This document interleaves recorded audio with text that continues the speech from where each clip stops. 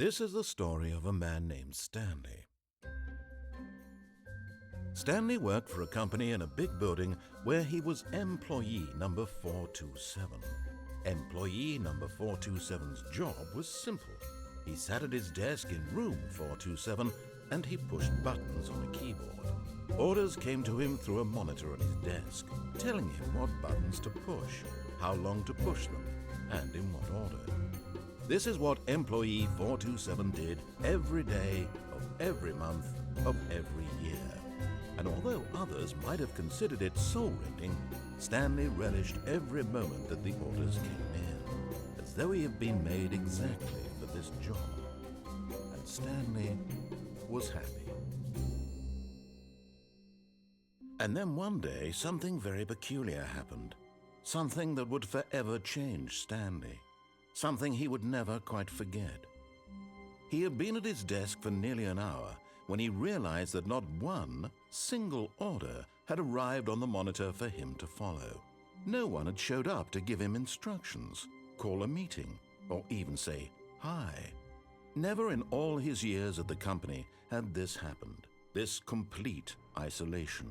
Something was very clearly wrong. Shocked, frozen solid, Stanley found himself unable to move for the longest time. But as he came to his wits and regained his senses, he got up from his desk and stepped out of his office. No, I guess this is where we take over.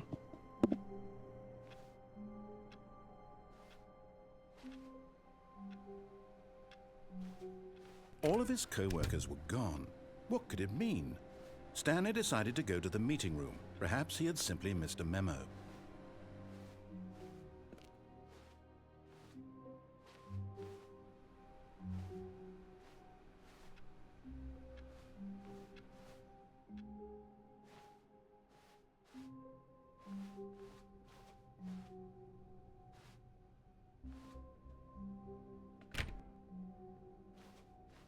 When Stanley came to a set of 2 open doors, he entered the door on his left.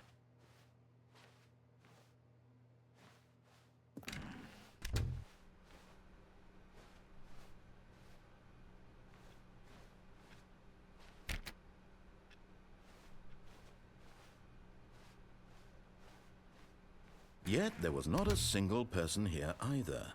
Feeling a wave of disbelief, Stanley decided to go up to his boss's office, hoping he might find an answer there.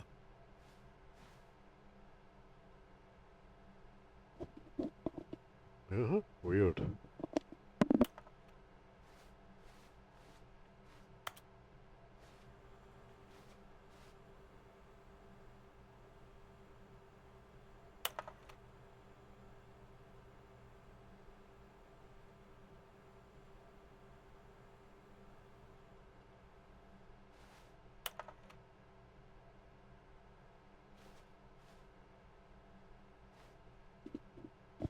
They made a good job of making this look like corporate hell, because it does look like corporate hell.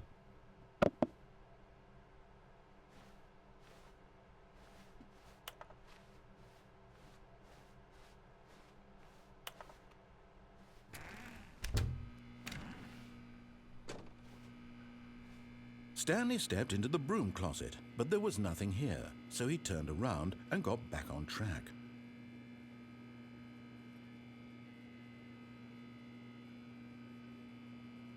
There was nothing here, no choice to make, no path to follow, just an empty broom closet.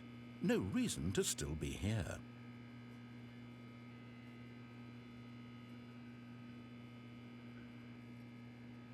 It was baffling that Stanley was still just sitting in the broom closet.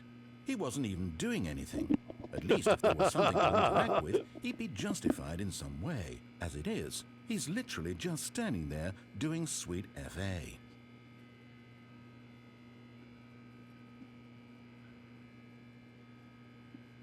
Are you really still in the broom closet?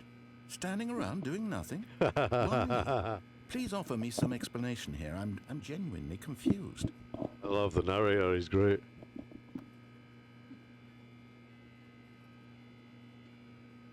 You do realize there's no choice or anything in here, right? If I'd said Stanley walked past the broom closet, at least you would have had a reason for exploring it to find out. But it didn't even occur to me because literally this closet is of absolutely no significance to the story whatsoever. I never would have thought to mention it. Yeah, I don't think so. You're taking a lot of time to tell me it's not important. It kind of tells me this is probably important. Maybe to you this is somehow its own branching path. Maybe when you go talk about this with your friend, you'll say, "Oh, did you get the broom closet ending? The broom closet ending was my favorite." I hope your friends find this concerning.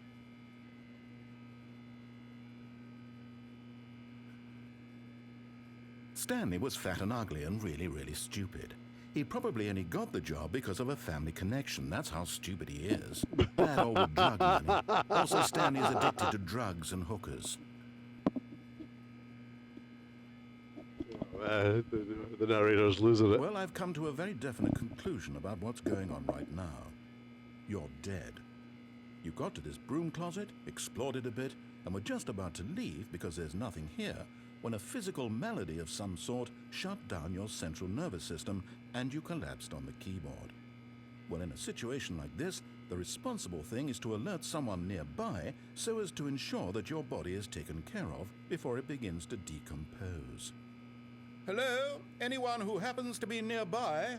The person at this computer is dead. They have fallen prey to any number of your countless human physiological vulnerabilities. It's indicative of the long-term sustainability of your species.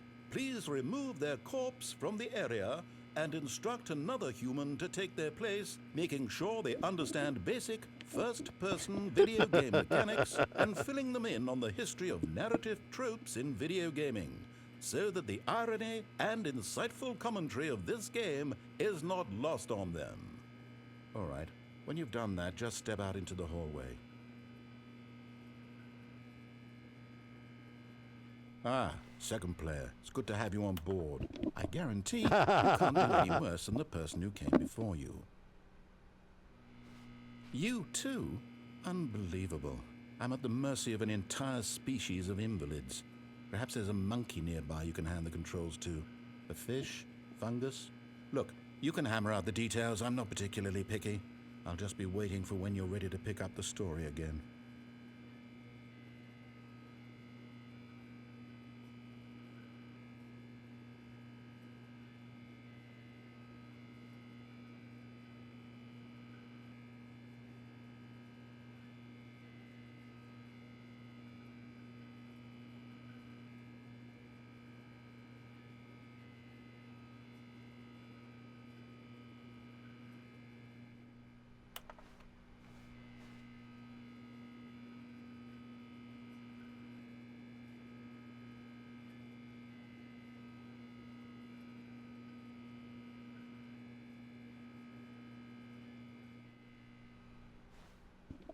I guess that's the funny part.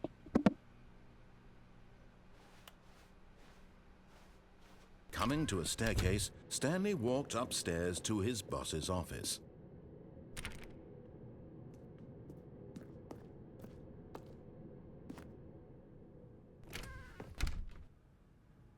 Boss has got some funky wallpaper.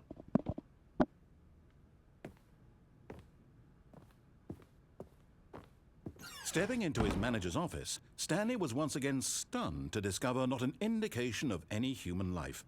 Shocked, unraveled, Stanley wondered in disbelief who orchestrated this. What dark secret was being held from him? What he could not have known was that the keypad behind the boss's desk guarded the terrible truth that his boss had been keeping from him. And so the boss had assigned it an extra secret PIN number, 2845. But of course, Stanley couldn't possibly have known this.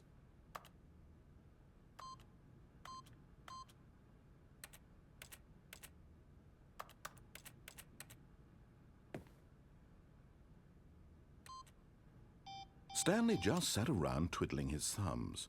Trying to input anything on the device was useless, since he could never possibly know that the combination was 2845.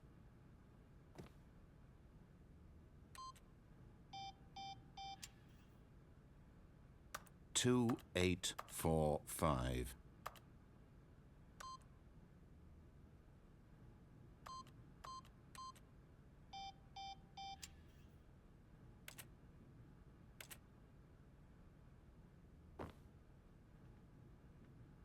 Forgot, but it turns out that the panel's emergency override kicked in, and the door just opened all by itself, and Stanley got the hell along with the story. Well, whoop-de-doo.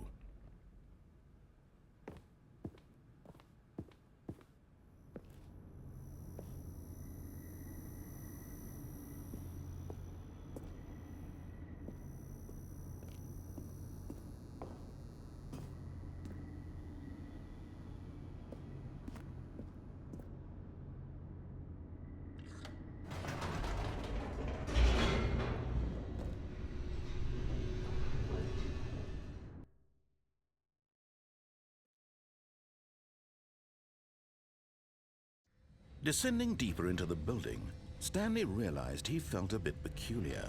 It was a stirring of emotion in his chest, as though he felt more free to think for himself, to question the nature of his job. Why did he feel this now, when for years it had never occurred to him? This question would not go unanswered for long.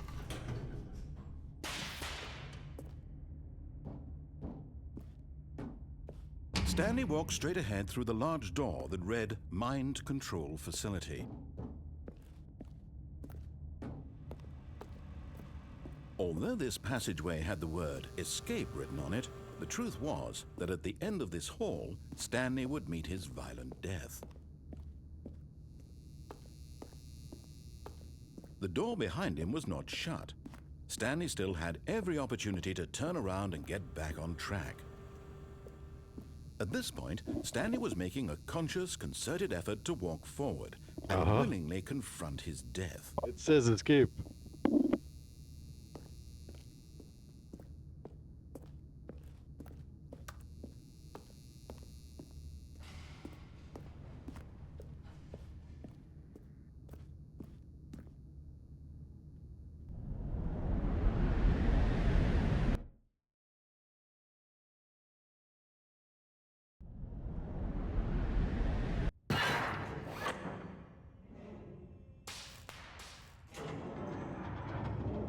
As the machine whirred into motion and Stanley was inched closer and closer to his demise, he reflected that his life had been of no consequence whatsoever. Stanley can't see the bigger picture. He doesn't know the real story, trapped forever in his narrow vision of what this world is. Perhaps his death was of no great loss, like plucking the eyeballs from a blind man. And so he resigned and willingly accepted this violent end to his brief and shallow life. Farewell, Stanley.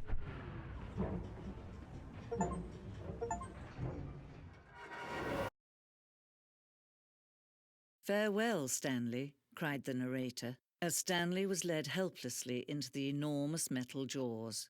In a single visceral instant, Stanley was obliterated as the machine crushed every bone in his body, killing him instantly.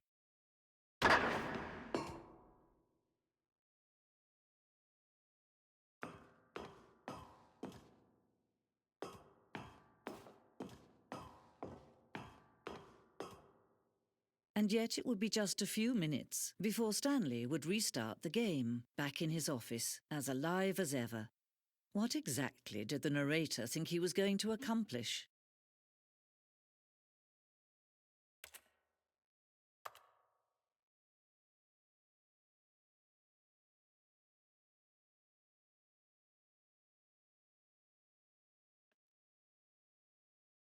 When every path you can walk has been created for you long in advance, death becomes meaningless, making life the same. Do you see now? Do you see that Stanley was already dead from the moment he hit start?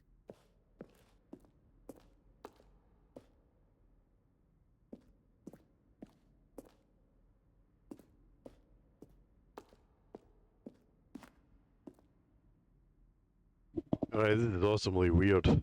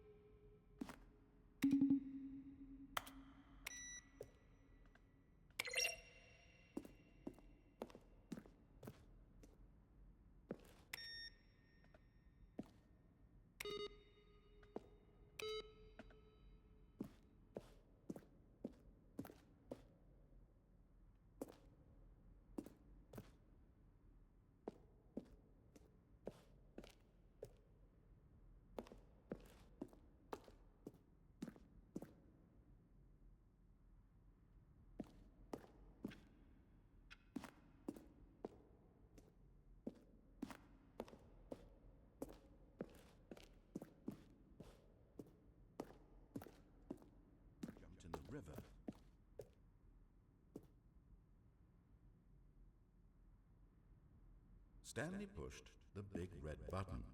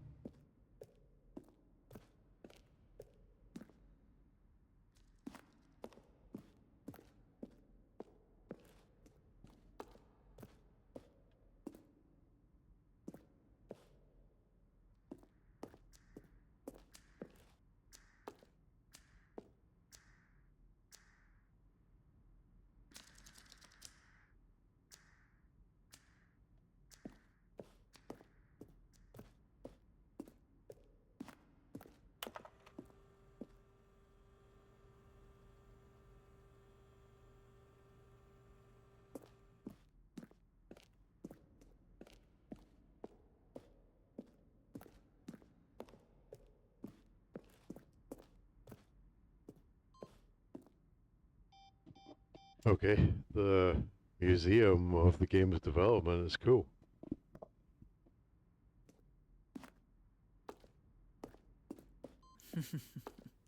Oh, look at these two. How they wish to destroy one another. How they wish to control one another. How they both wish to be free. Can you see? Can you see how much they need one another? No, perhaps not. Sometimes these things cannot be seen. But listen to me. You can still save these two. You can stop the program before they both fail. Push escape and press quit. There's no other way to beat this game. As long as you move forward, you'll be walking someone else's path. Stop now and it'll be your only true choice. Whatever you do, choose it. Don't let time choose for you. Don't let...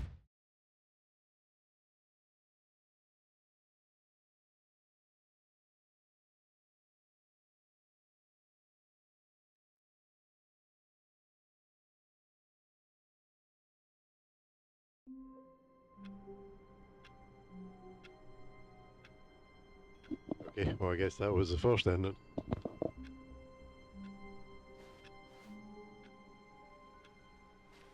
All of his co-workers were gone. What could it mean? Stanley decided to go to the meeting room. Perhaps he had simply missed a memo.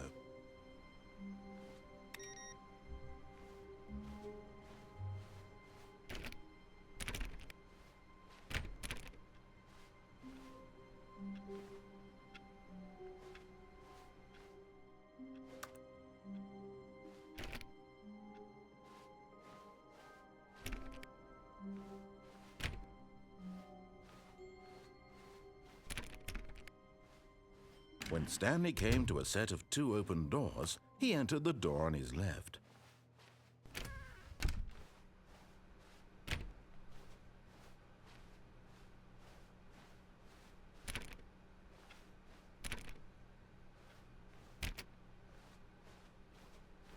Yet there was not a single person here either.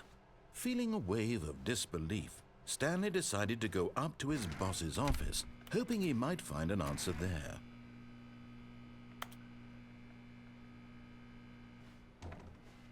Oh no. Oh, no, no, no, no, no, no, no, no, no, no. Not again. I won't be part of this. I'm not going to encourage you. I'm not going to say anything at all. I'm just going to be patient and wait for you to finish whatever it is you enjoy doing so much in this room. Please take your time.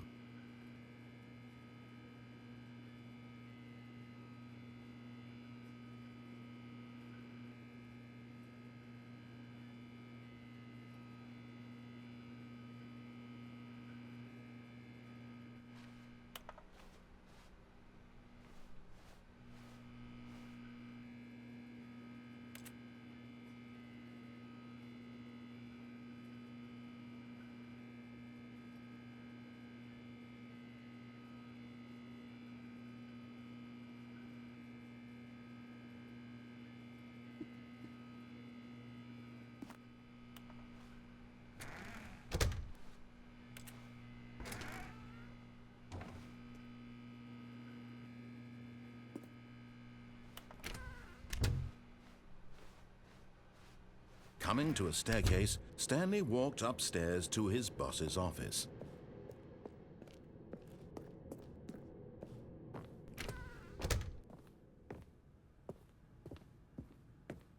Stepping into his manager's office, Stanley was once again stunned to discover not an indication of any human life. What could it mean? Stanley wondered aloud to nobody. He began wildly tearing through papers on the boss's desk, pulling books off the shelf, looking behind paintings, desperate for clues to his situation. But his attention was caught by a keypad behind the boss's desk. What could its purpose be? In fact, this keypad guarded the terrible secret that lay buried below his feet. And so the boss had assigned it an extra secret PIN number, 2845. But of course, Stanley couldn't possibly have known this.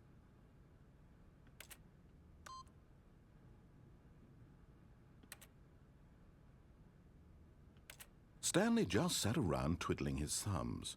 Trying to input anything on the device was useless, since he could never possibly know that the combination was 2845.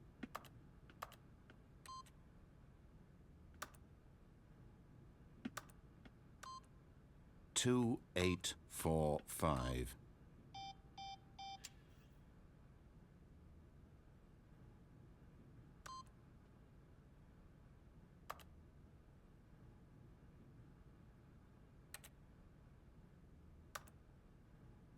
Forgot, but it turns out that the panel's emergency override kicked in, and the door just opened all by itself, and Stanley got the hell along with the story. Well, whoop-de-doo.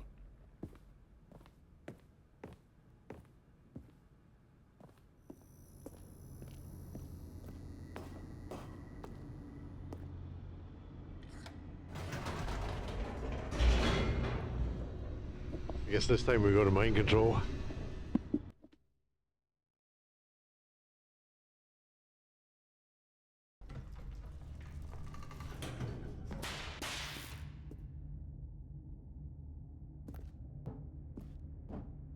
Stanley walked straight ahead through the large door that read Mind Control Facility.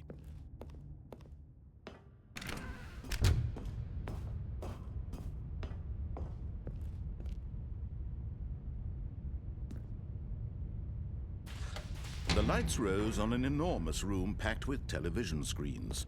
What horrible secret did this place hold? Stanley thought to himself. Did he have the strength to find out?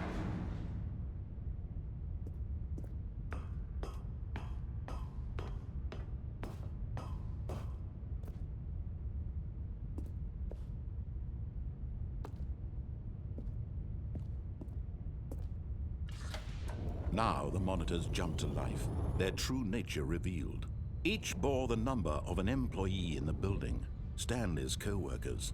The lives of so many individuals reduced to images on a screen, and Stanley, one of them, eternally monitored in this place where freedom meant nothing.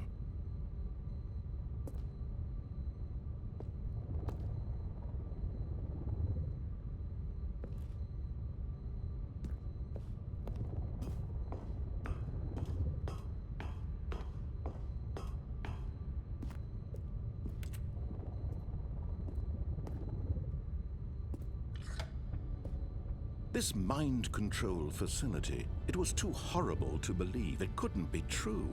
Had Stanley really been under someone's control all this time? Was this the only reason he was happy with his boring job? That his emotions had been manipulated to accept it blindly?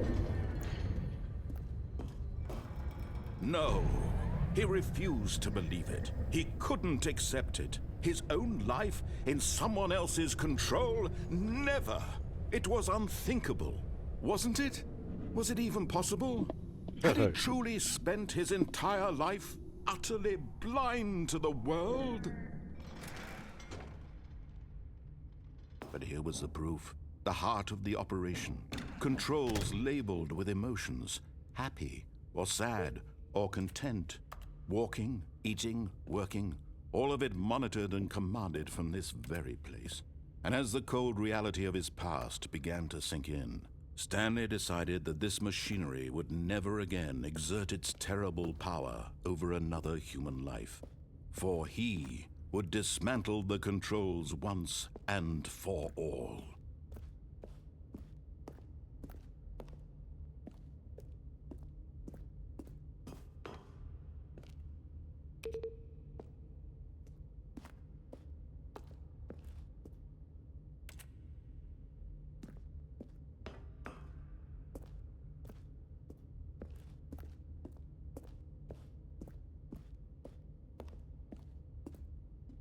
Alright, I see numbered buttons, so I'm gonna guess you gotta figure out which order to press them in. I'll start with 1, I guess.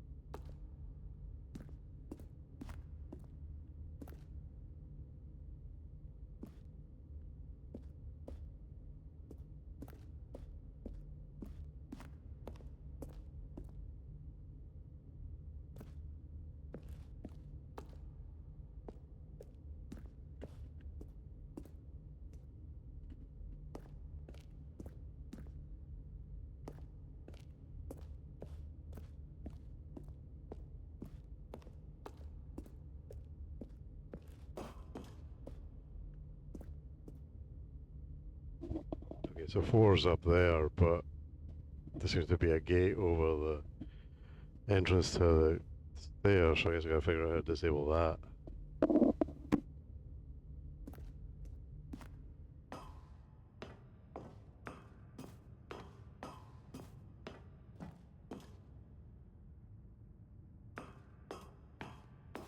And when at last he found the source of the room's power, he knew it was his duty, his obligation, to put an end to this horrible place and to everything it stood for.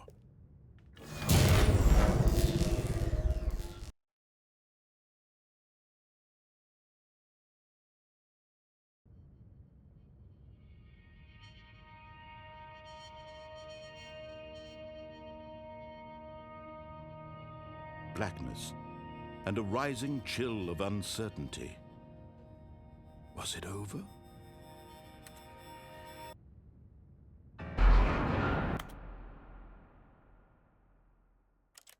Yes! He had won! He had defeated the machine, unshackled himself from someone else's command. Freedom was mere moments away. And yet, Even as the immense door slowly opened, Stanley reflected on how many puzzles still lay unsolved. Where had his co-workers gone? How had he been freed from the machine's grasp? What other mysteries did this strange building hold? But as sunlight streamed into the chamber, he realized none of this mattered to him, for it was not knowledge or even power that he had been seeking, but happiness. Perhaps his goal had not been to understand, but to let go. No longer would anyone tell him where to go, what to do, or how to feel. Whatever life he lives, it will be his. And that was all he needed to know. It was perhaps the only thing worth knowing. Stanley stepped through the open door.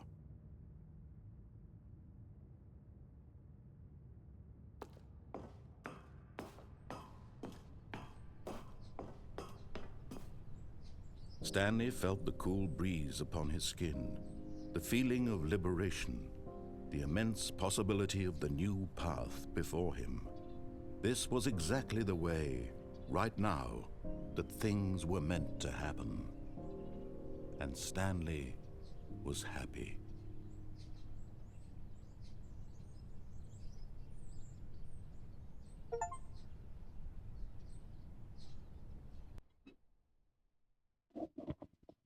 But that seems too easy.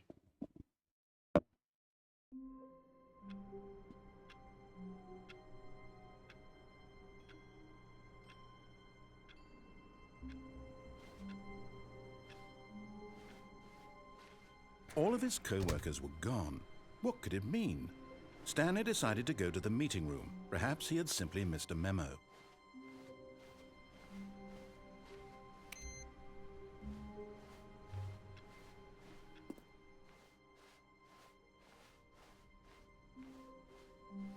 When Stanley came to a set of 2 open doors, he entered the door on his left.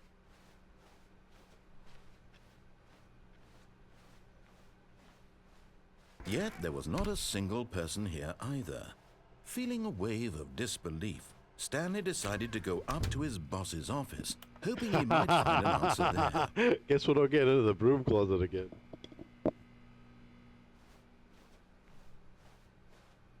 Coming to a staircase, Stanley walked Yeah, upstairs let's go to his downstairs. boss's office.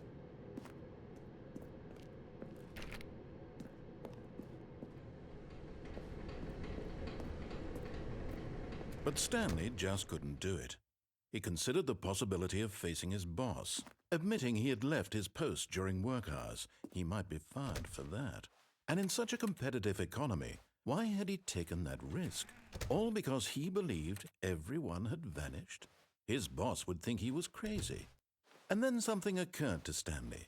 Maybe, he thought to himself, maybe I am crazy.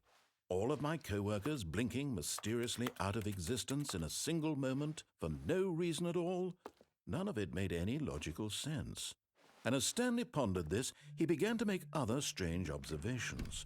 For example, why couldn't he see his feet when he looked down? Why did doors close automatically behind him wherever he went? And for that matter, these rooms were starting to look pretty familiar. Were they simply repeating? No, Stanley said to himself, this is all too strange. This can't be real. And at last, he came to the conclusion that had been on the tip of his tongue. He just hadn't found the words for it. "I'm dreaming!" he yelled. "This is all a dream." Oh, what a relief Stanley felt to have finally found an answer, an explanation. His co-workers weren't actually gone. He wasn't going to lose his job. He wasn't crazy after all. And he thought to himself, I suppose I'll wake up soon. I'll have to go back to my boring real-life job pushing buttons. I may as well enjoy this while I'm still lucid. So he imagined himself flying and began to gently float above the ground. Then he imagined himself soaring through space on a magical starfield, and it too appeared. It was so much fun, and Stanley marveled that he had still not woken up. How was he remaining so lucid? And then perhaps the strangest question of them all entered Stanley's head. One he was amazed he hadn't asked himself sooner. Why is there a voice in my head dictating everything that I'm doing and thinking? Now the voice was describing itself being considered by Stanley, who found it particularly strange. I'm dreaming about a voice describing me, thinking about how it's describing my thoughts, he thought. And while he thought it all Ouch, very my odd brain and hurts. wondered if this voice spoke to all people in their dreams, the truth was that, of course, this was not a dream. How could it be? Was Stanley simply deceiving himself, believing that if he's asleep, he doesn't have to take responsibility for himself? Stanley is as awake right now as he's ever been in his life. Now, hearing the voice speak these words was quite a shock to Stanley.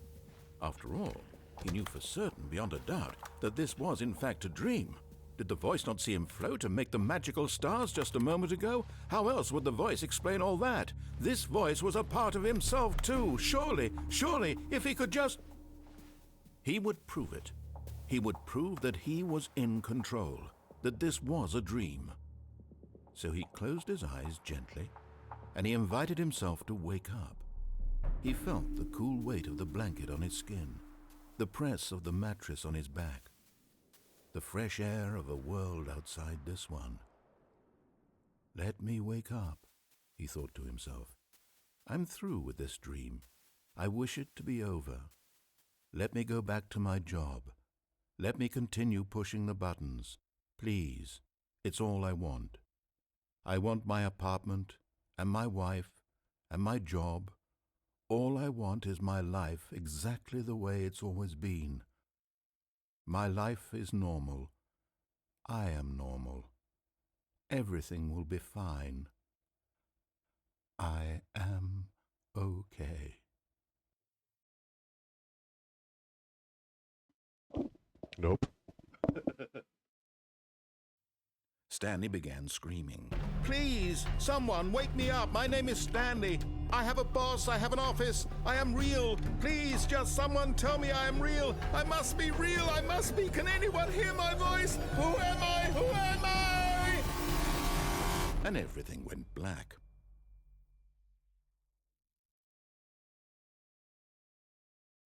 This is the story of a woman named Mariella. Mariella woke up on a day like any other. She arose, got dressed, gathered her belongings, and walked to her place of work. But on this particular day, her walk was interrupted by the body of a man who had stumbled through town talking and screaming to himself, and then collapsed dead on the sidewalk. And although she would soon turn to go call for an ambulance, for just a few brief moments she considered the strange man. He was obviously crazy, this much she knew. Everyone knows what crazy people look like. And in that moment, she thought to herself how lucky she was to be normal. I am sane. I am in control of my mind. I know what is real and what isn't. It was comforting to think this, and in a certain way, seeing this man made her feel better. But then she remembered the meeting she had scheduled for that day, the very important people whose impressions of her would affect her career, and by extension, the rest of her life. She had no time for this, so it was only a moment that she stood there, staring down at the body. And then she turned and ran.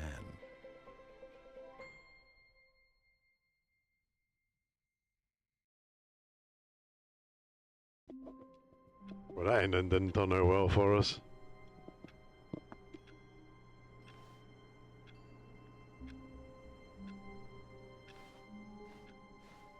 All of his co-workers were gone. What could it mean? Stanley decided to go to the meeting room. Perhaps he had simply missed a memo. No matter how hard Stanley looked, he couldn't find a trace of his co-workers.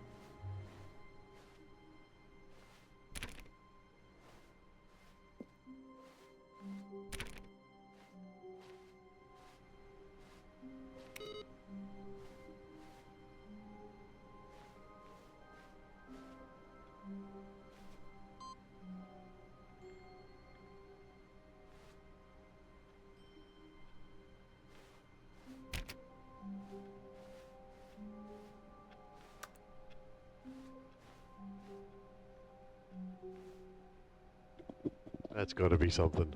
Can't turn it off and it's different.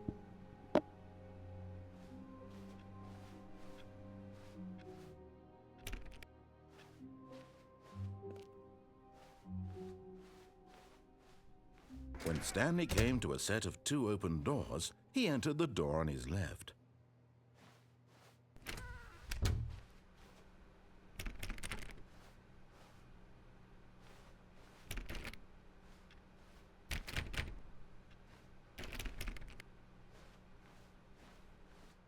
Yet there was not a single person here either. Feeling a wave of disbelief, Stanley decided to go up to his boss's office, hoping he might find an answer there. Coming to a staircase, Stanley walked upstairs to his boss's office. Nope, we're gonna go downstairs and go all the way downstairs this time.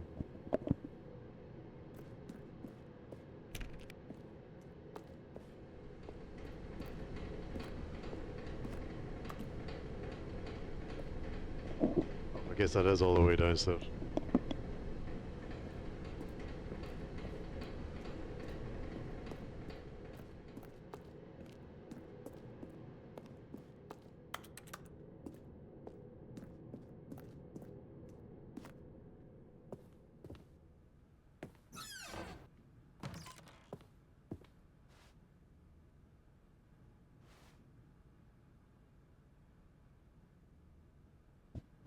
What?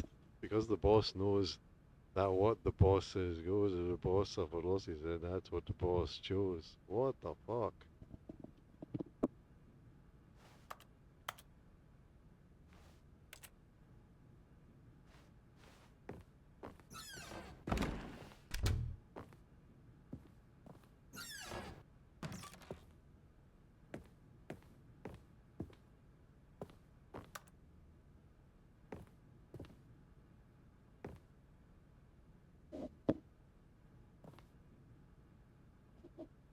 Alrighty.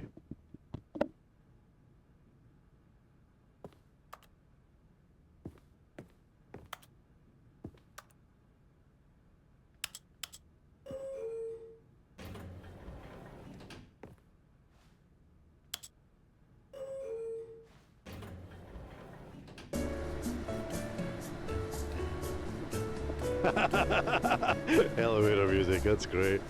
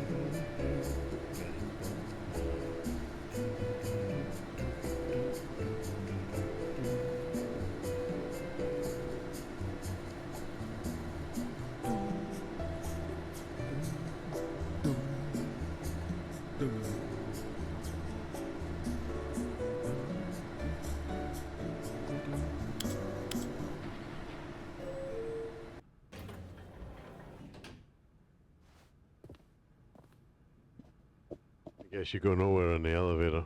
It's funny, but okay.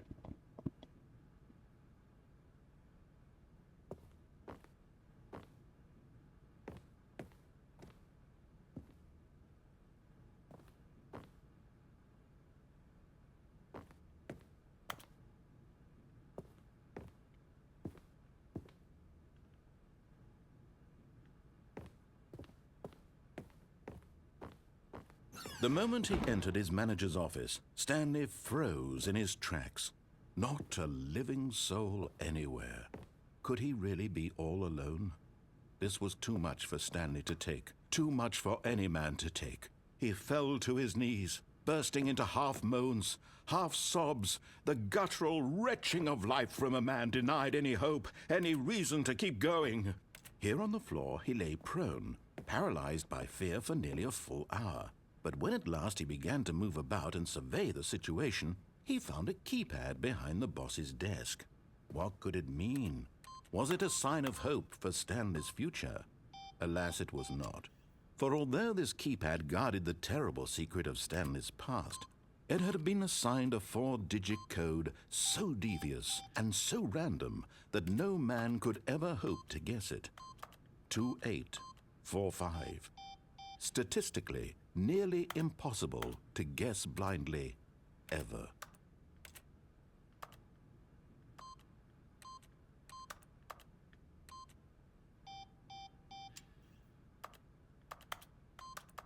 Stanley just sat around twiddling his thumbs.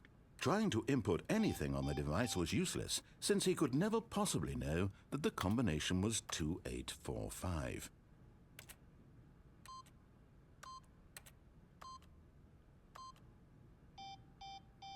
Two, 845.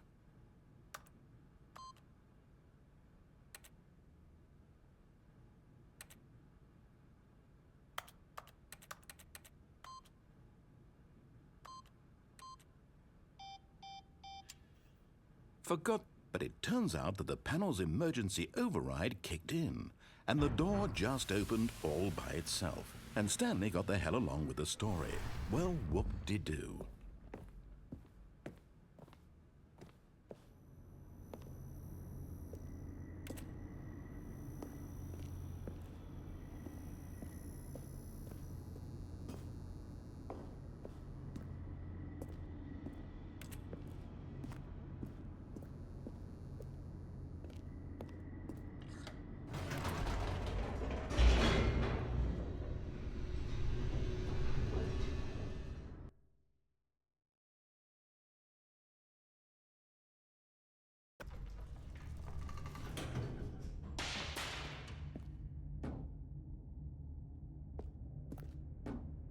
Stanley walked straight ahead through the large door that read Mind Control Facility.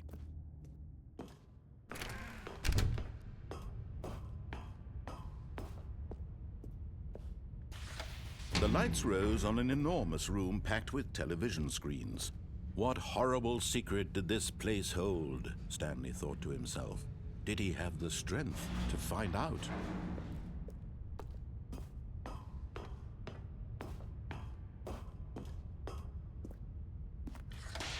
Now the monitors jumped to life, their true nature revealed. Each bore the number of an employee in the building, Stanley's co-workers.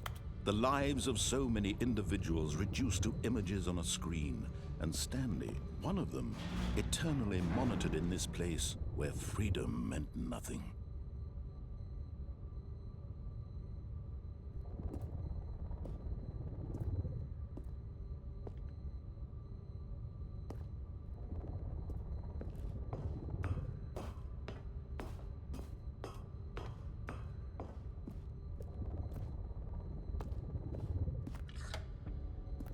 This mind control facility, it was too horrible to believe. It couldn't be true. Had Stanley really been under someone's control all this time? Was this the only reason he was happy with his boring job? That his emotions had been manipulated to accept it blindly?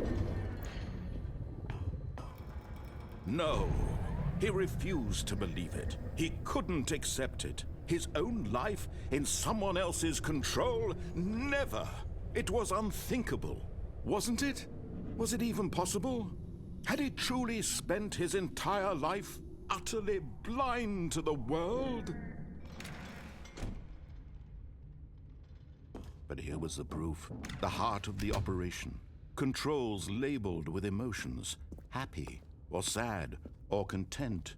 Walking, eating, working, all of it monitored and commanded from this very place.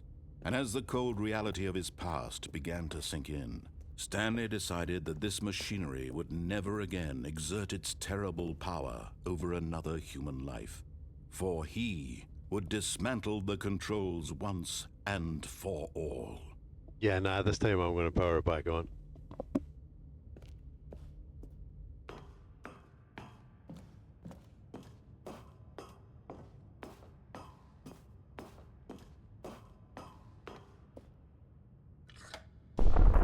Oh, Stanley, you didn't just activate the controls, did you? After they kept you enslaved all these years, you go and you try to take control of the machine for yourself. Is that what you wanted? Control? Oh, Stanley, I applaud your effort, I really do. But you need to understand, there's only so much that machine can do. You were supposed to let it go, turn the controls off, and leave. If you want to throw my story off track, you're going to have to do much better than that. I'm afraid you don't have nearly the power you think you do. For example, and I believe you'll find this pertinent, Stanley suddenly realized he had just initiated the network's emergency detonation system. In the event that this machine is activated without proper DNA identification, nuclear detonators are set to explode, eliminating the entire complex. How long until detonation then? Let's say, 2 minutes. Now this is making things a little more fun, isn't it, Stanley? It's your time to shine. You are the star. It's your story now. Shape it to your heart's desires. Oh, this is much better than what I had in mind. What a shame we have so little time left to enjoy it. Mere moments until the bomb goes off. But what precious moments each one of them is. More time to talk about you, about me, where we're going, what all this means. I barely know where to start. What's that? You'd like to know where your co-workers are? A moment of solace before you're obliterated? All right, I'm in a good mood. You're gonna die anyway. I'll tell you exactly what happened to them. I erased them. I turned off the machine. I set you free. Of course, that was merely in this instance of the story. Sometimes when I tell it, I simply let you sit there in your office forever, pushing buttons endlessly and then dying alone. Other times, I let the office sink into the ground, swallowing everyone inside, or I let it burn to a crisp.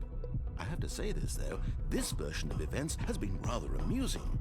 Watching you try to make sense of everything and take back the control wrested away from you, it's quite rich. I almost hate to see it go. But I'm sure whatever I come up with on the next go-around will be even better. My goodness, only 34 seconds left.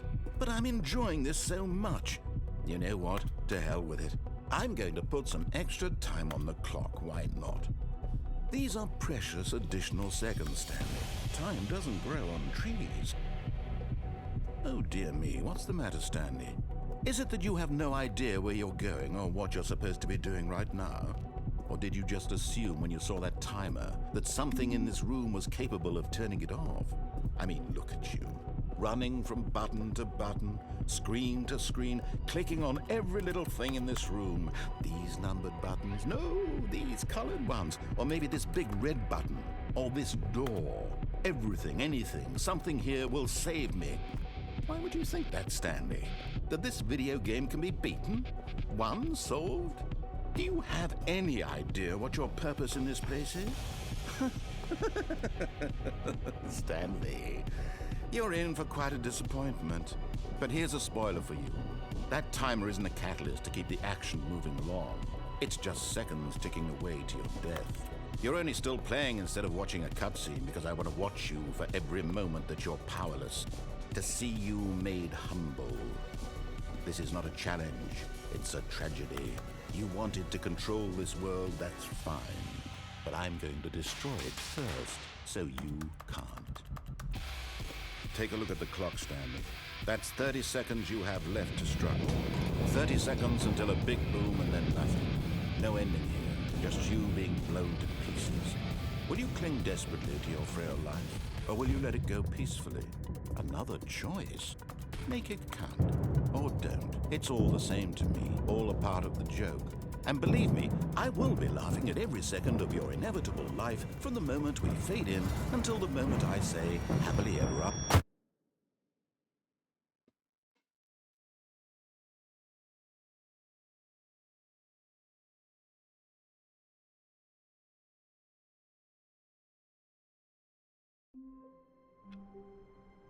Right, I in there was fucked up.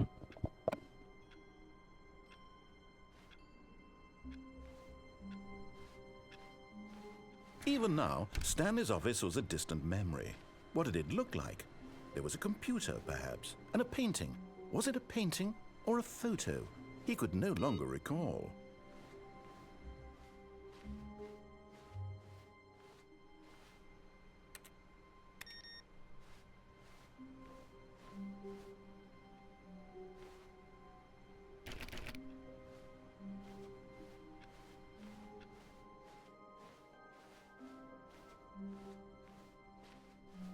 When Stanley came to a set of 2 open doors, he entered the door on his left. Nah, bro, we're going right.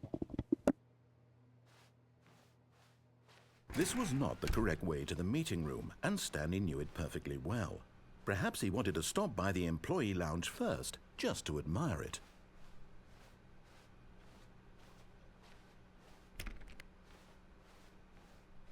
Ah, yes, truly a room worth admiring.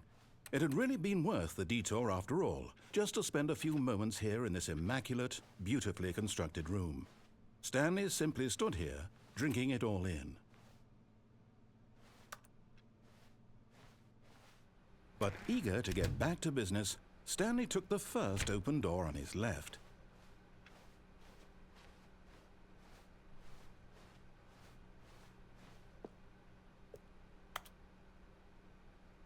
Stanley was so bad at following directions, it's incredible he wasn't fired years ago.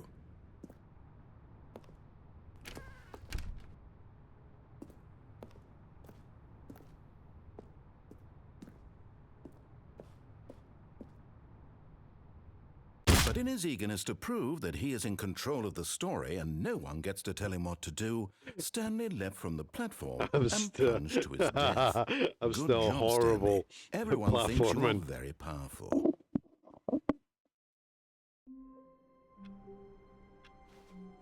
I'll say that again without dropping off the edge this time. Just a step through this door, Stanley thought to himself, that's all I need. If I can make it through this door, I can make it through them all.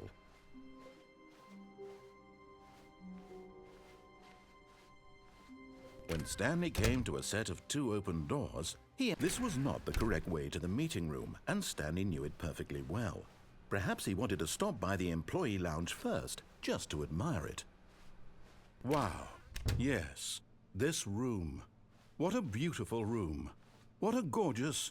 But eager to get back to business, Stanley took the first open door on his left. Stanley was so bad at following directions, it's incredible he wasn't fired years ago.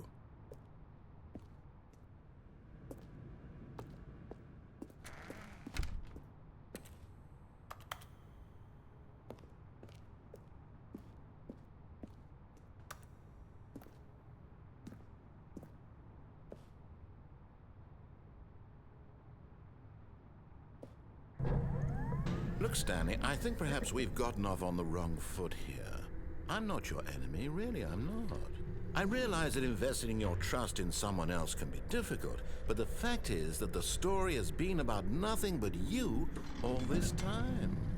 There's someone you've been neglecting, Stanley. Someone you've forgotten about.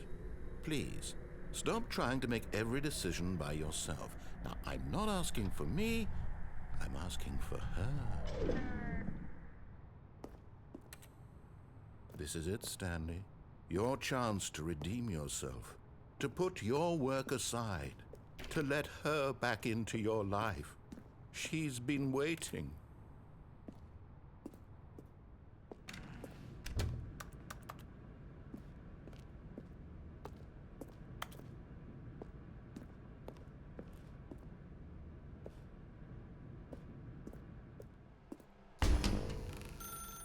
That's her, Stanley. You need to be the one to do this, to reach out to her. If you can truly place your faith in another, then pick up the phone.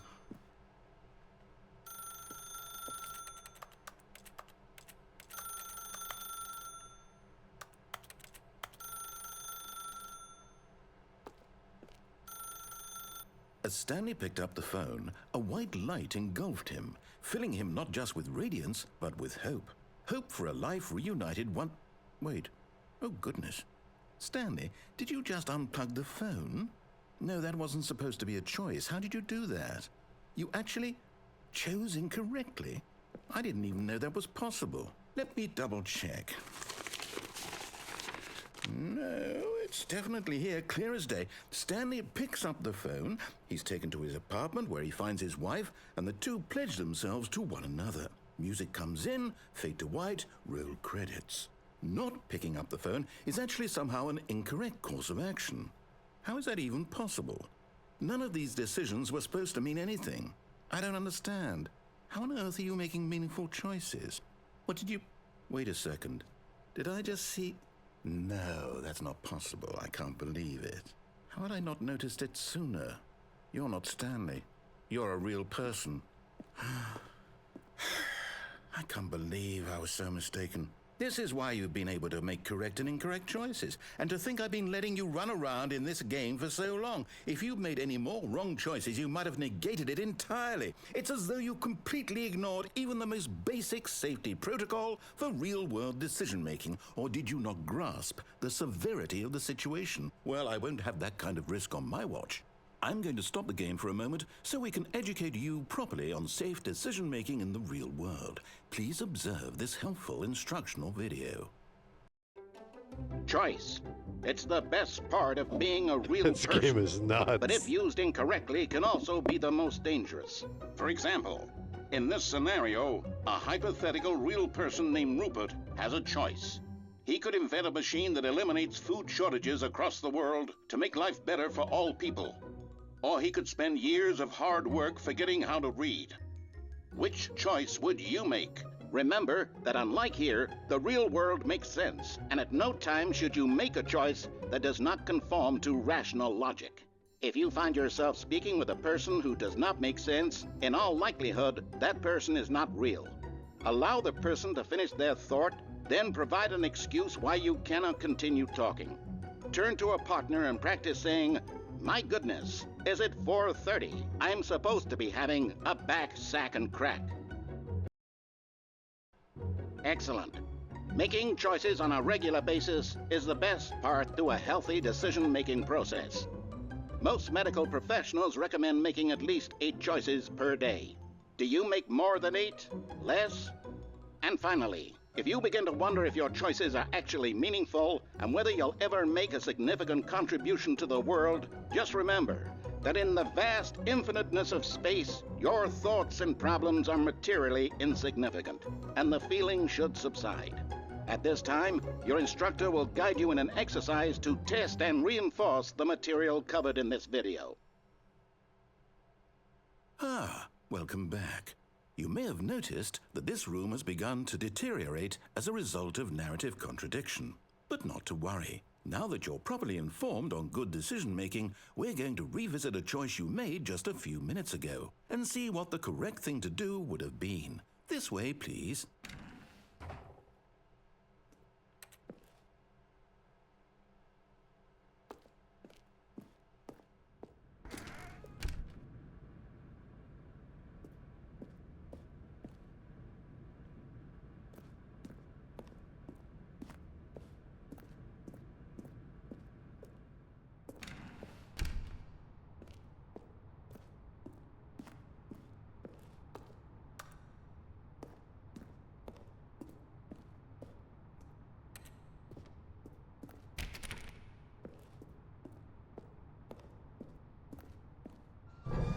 Now that we know your choices are meaningful, we can't have you jumping off the platform and dying. Imagine the main character dying senselessly halfway through the story. That story would make no sense at all. We just need to get you home as soon as possible before the narrative contradiction gets any worse. Unfortunately, it seems this place is not well equipped to deal with reality.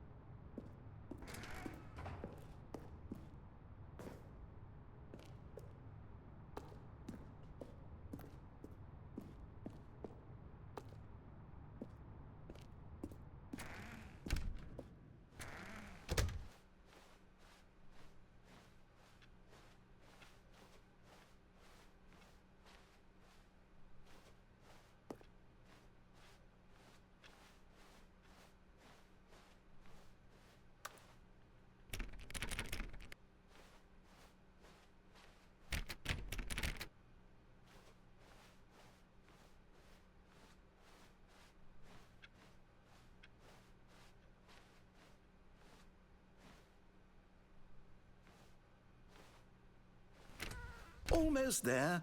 You'll take the door on the left, back to the correct ending, the story will have resolution once again, and you'll be home free in the real world.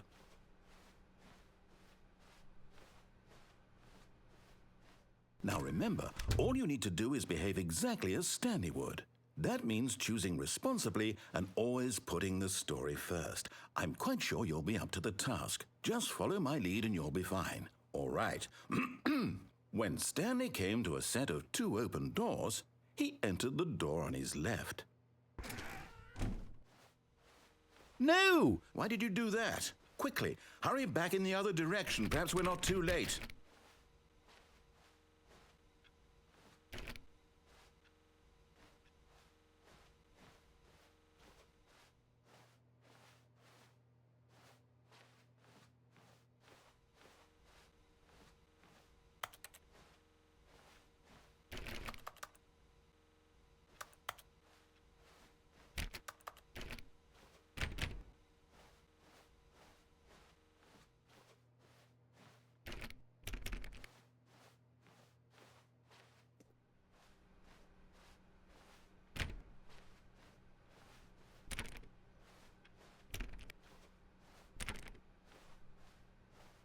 Oh, it's ruined. I can't believe, after everything we talked about, that my story, you've destroyed my work. Why? For what? What did you get out of that? What did you think was so special about seeing the game undone, left here like so much garbage? It's worthless now. And what am I supposed to do? Even if there were a way to continue, would it be worth it? To know that my story is now incorrect? How can I go back to that? I can't erase that knowledge. I'll have to live with it forever. Reliving its impossibility forever. I couldn't live that way. Is it better to shut the game down entirely? To willingly destroy all of my work? I don't know. What's the answer? What do I do? What do I do? What do I... No, I have to.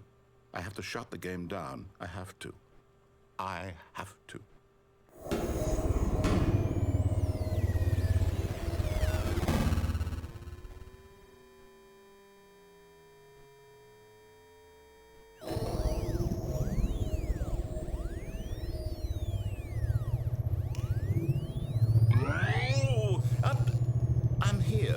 I'm still here in this pile of rubbish, with you who thought you were so clever. Now look where we are. My entire game is destroyed. It was the only thing in the world that was mine, and you've run it into the ground. What, did you think that would be funny? You just had to see? Didn't I impress upon you how important it was to be like Stanley? He actually knows how to do what I tell him to. He understands that if I say to do something, there's a damn good reason for it. That thought hadn't even occurred to you, had it? That there's a world outside of you? You're a child. Oh, my story. If you'd just gone through the door on the left, you would have seen it. There was a whole underground facility. You would have destroyed it and been victorious. It would have been so perfect. I worked so hard on it. I tried so hard to make... behave exactly as Stanley would. That means choosing responsibly and always putting the story first. I'm quite sure you'll be up to the task. Just follow my lead and you'll be fine. All right. When Stanley came to a set of 2 open doors, he entered the door on his left. No! Why did you do that? Quickly, hurry back. Behave exactly as Stanley would. That means choosing responsibly and always putting the story first. I'm quite sure you'll be up to the task. Just follow my lead and you'll be fine. All right. When Stanley came to a set of 2 open doors, he entered the door on his left.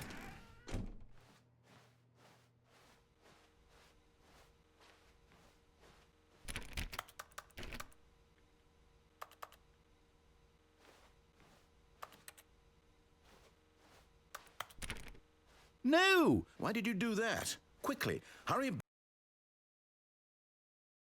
Behave exactly as Stanley would. That means choosing responsibly and always putting try the right one more first. time. I think it's just sure looping at this point. The task. Just follow my lead and you'll be fine. All right.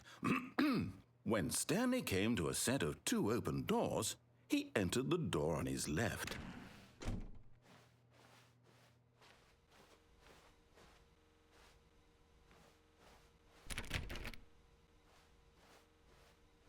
No! Why did you do that? Quickly, hurry back. Behave exactly as Stanley would. That means choosing responsibly and always putting the story first. I'm quite sure you'll be up to the task. Just follow my lead and you'll be fine. All right. When Stanley came to a set of 2 open doors, he entered the door on his left.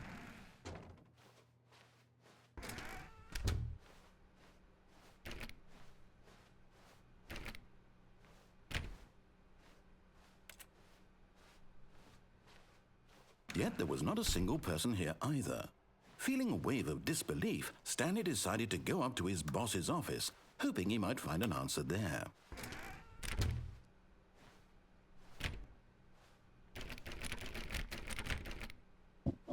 It's locked, this thing.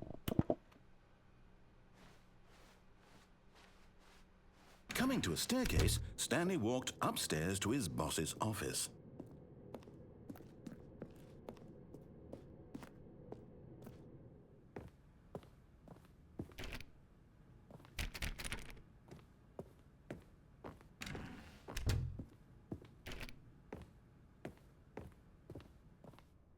Stepping inside his manager's office, Stanley was once again stunned Right, to that's a discover not different an indication of any human life. office. Shocked, unraveled, Stanley wondered in disbelief who orchestrated this, until he saw the door with a voice receiver next to it.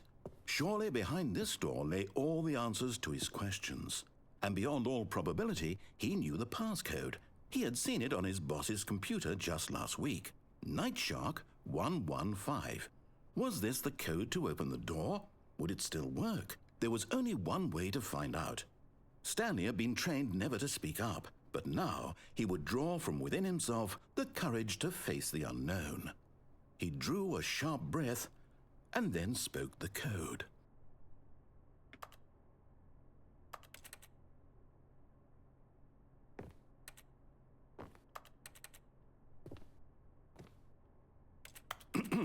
Stanley spoke the code.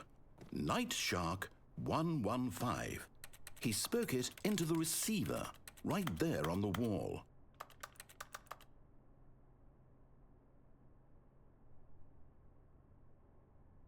I'm sorry, is there a problem? You didn't mishear me, did you? Please speak the code into the receiver. Otherwise, we can't get on with the story. This is a crucial step.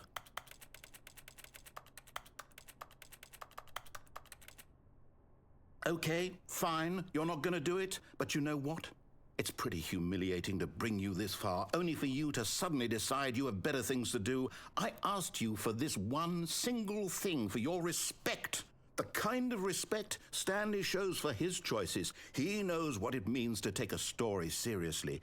If you didn't want to see what I had to show you, then why did you come here? You had a choice, you know. You could have gone through the door on the right. You could have done whatever the hell you wanted over there. Why did you come this way? Speak. Say something to me. Explain yourself, you coward. You... When Stanley came to a set of 2 open doors, he entered the door on his left. Stanley? Hello? Are you... Is everything okay? Stanley, please. I need you to make a choice. I need you to walk through the door. Are you listening to me? Can you hear me? Is everything all right? Stanley, this is important. The story needs you. It needs you to make a decision. It cannot exist without you. Do you understand me? Whatever choice you make is just fine. They're both correct. You cannot be wrong here. We can work together. I'll accept whatever you do. I simply need you to take that step forward, please. Choose. Do something. Anything. This is more important than you can ever know. I need this. The story needs it. So, you hear me? Are you there? Are you listening to this? Stanley, are you there? Okay. It's okay, I can wait. You need time to decide. Time to make sure your choice is correct. That is the best choice. That's all right. I'll wait for you to decide what's the right thing to do. Take as much time as you need.